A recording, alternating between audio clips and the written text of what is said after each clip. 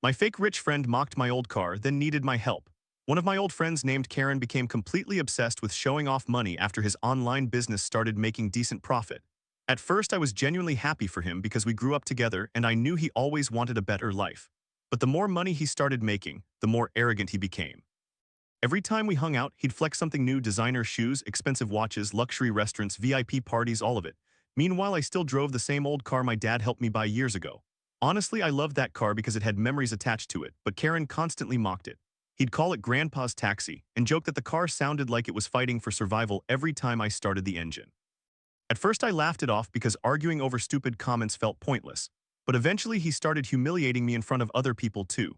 One night at a cafe, he loudly joked that my car looked like it should be delivering vegetables instead of carrying passengers. Everybody laughed, and honestly, that moment genuinely pissed me off. But instead of fighting with him, I just stayed quiet and kept focusing on my own life. While Karen spent most of his money trying to look rich online, I quietly kept saving money, working, and helping my dad grow our small business.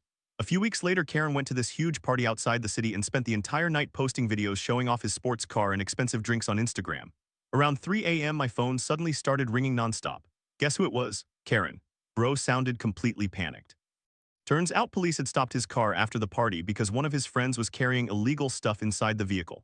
Everybody in the car got taken to the station for questioning, and because the sports car had issues with paperwork and unpaid fines, police temporarily impounded it too.